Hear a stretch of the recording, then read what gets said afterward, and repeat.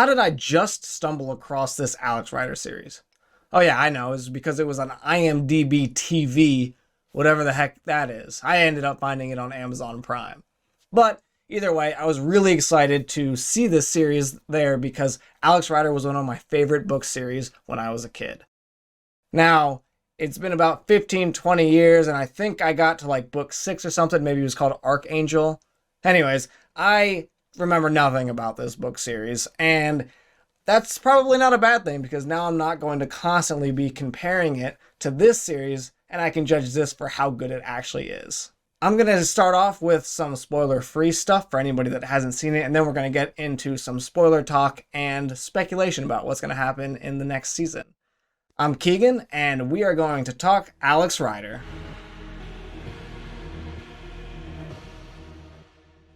Alex Rider is the story about Alex Rider, a British teenage boy who has an uncle that dies in a car crash.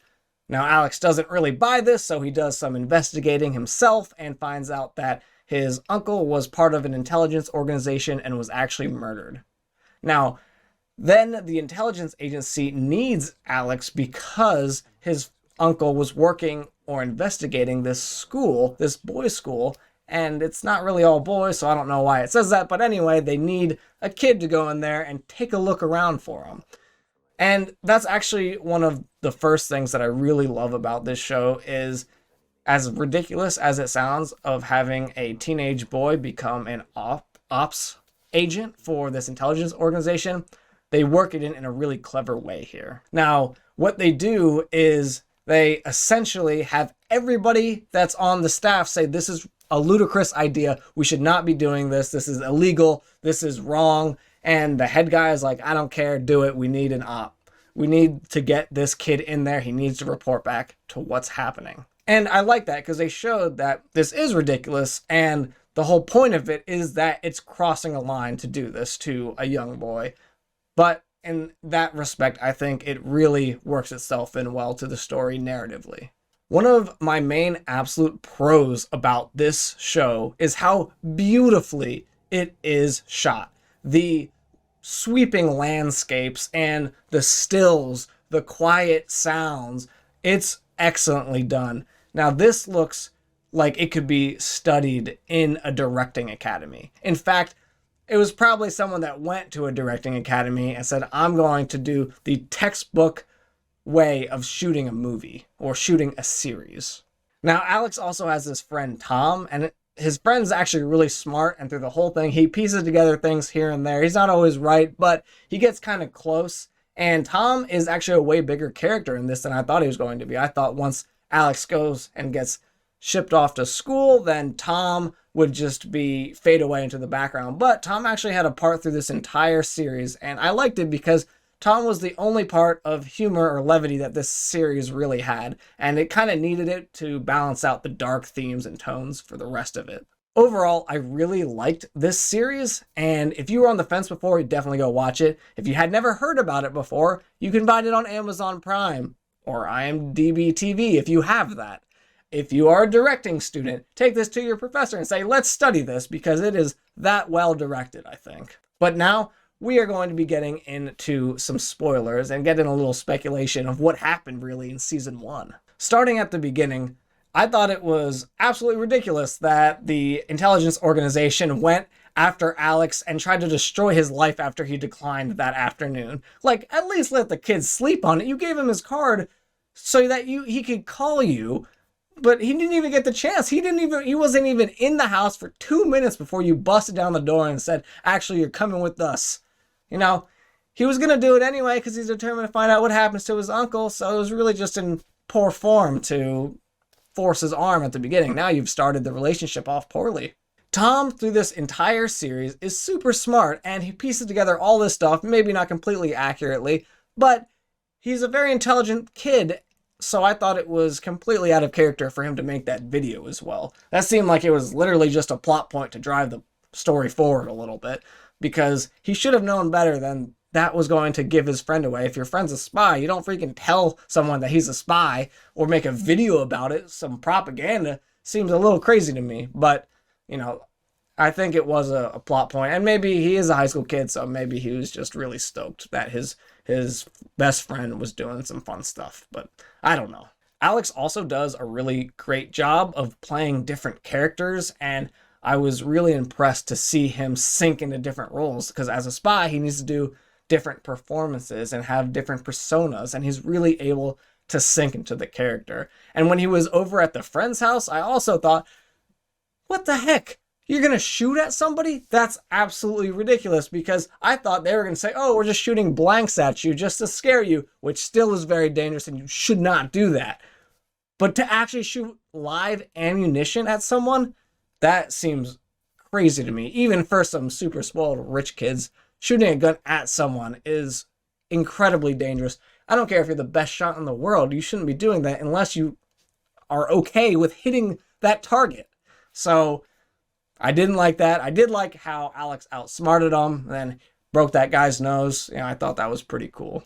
This next part is not really a con, and I'm not sure if I'm just misremembering it, but I don't remember in the book there ever being a time when we followed the intelligence agency's perspective, because in this, they like constantly zoom back to the intelligence organization who's like, oh, we're tracking this person and we can't tell Alex this, and this is happening over here.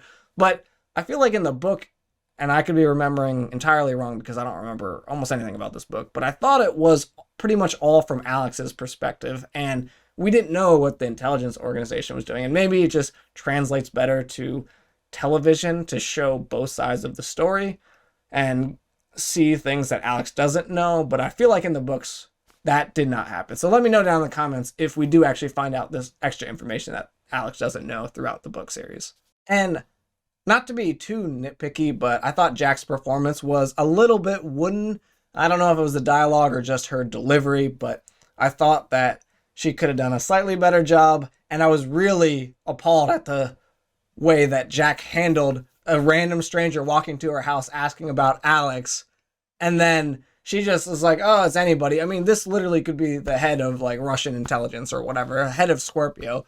That just, hey, where's your son at? And she's like, oh my God, he's ridiculous. He went off to some crazy school and he's doing crazy adventures and things. I know she thought they were part of the intelligence organization that she was talking to, but that is no excuse. Miss Jones should have told her. She was like, you speak to nobody except me about this, because there's no situation in which you would need to talk to anybody else. You're just going to blow his cover. So, I'm glad it didn't have too many bad implications. I know a lot of crap hit the fan there, but at least it didn't. Nobody died because of it. I don't have much to say about the brainwashed kids, or should I say clones. It seems really crazy that those were clones. It seems really hard to clone those people. I didn't understand, if you're cloning yourself, how did you clone yourself with all those, like, even if you're doing plastic surgery after plastic surgery, there's no way you'd be able to get, like, things, like, specific details, like the hair texture. Like, you had a Ukrainian girl, you had a black girl, you had, a Filipino dude. All of them have extremely different hair compositions, and you can't just alter someone. I mean, obviously, it's a little far-fetched out there, but if it was a clone of one person, how do you alter one person to have that different texture, hair, and bone structure? Like, that seems a little bit far-fetched. And they kind of glossed over it because I feel like they knew it was a little far-fetched, but just something weird. And at least that I guess they already had Alex's clone ready and Kyra's, because I thought, why are you killing the doctor? Doesn't he need 2 more kids still? But I guess they were already alive and then just kind of watching Alex and Kyra. So I also can't believe that this criminal organization can't lock their computers. I mean, heck, when I close my laptop, it locks. And I have nothing important on there, and definitely nothing as sensitive as a criminal organization over here. So I thought that was pretty ridiculous that none of them had locks on their computers or passwords. But, maybe that's just me looking too deep into this. I also agreed with Alex when Kyra was like, tell me your backstory, tell me your whole life and everything about it. But Alex didn't want to, for very good reason. What if one of the clones came back and then they all of a sudden know all the information about everybody? They shouldn't have been telling each other stupid things like that. I loved the scene when Alex was getting tortured and they brought it back to the beginning of the series when they showed how he was able to resist torture by singing and not thinking about it and asking questions back and things like that. So I thought at the beginning they were like, oh, look how tough this kid is. You know, he can resist torture. He's such a strong high schooler. But it really actually played an important part, and it brought it back at the end when he actually was getting tortured in that laboratory. Also, I'm still not convinced that Stellenbosch is dead. I know, like, the thing blew up and then we saw her body on the ground, but we never actually, like, I feel like got confirmation that she was dead. Mark my words, she is coming back with a scarred and deformed face to kick some ass. And let's talk about freaking SEAL Team 6 over here. My God, this whole operation when they went to break into the school was fantastic. I mean, it was so realistic. I thought the sniper was given orders, and she even had a spotter next to her that was pinging people for her to hit. And I just thought that whole scene was actually very realistic. And you might say, well, Keegan, it wasn't that realistic. They had a kid with them the whole time. They brought a kid into a literal invasion.